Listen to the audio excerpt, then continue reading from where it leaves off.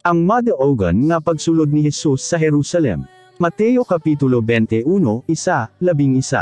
Sa dihang duol na sila si Jesus sa Jerusalem ug didto na sila sa baryo sa Betfage nga anaa sa bukid sa mga olibo, gipauna ni Jesus ang duha niya ka mga sumusunod.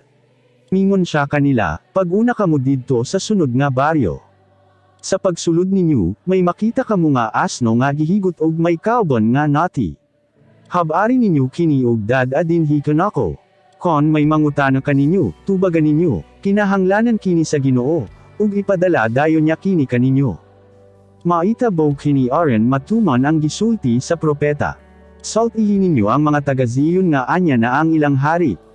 Mapainugsanan siya, ug muabot na siya nga nagasakay sa nating asno. Busa ng lako ang duha ka sumusunod ug gituman nila ang sugo ni Jesus. Gidala nila ang asno uban sa nati didto kang Jesus. Gihapinan nila kini sa ilang mga kupo ug anya misakay si Jesus.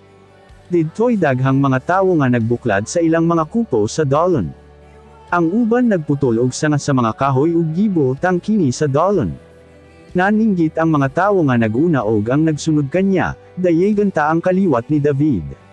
Kipanalanginan sa Ginoo ang iyang pinadala. Dayegan ta ang Dios. Sa pagsulod ni Jesus sa Jerusalem nagkaguliang ang mga tawo didto.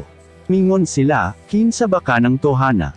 Mitubag ang mga tawo nga kauban ni Jesus, mao kini ang propeta nga si Jesus nga taga Nazareth, nga sakop sa Galilea.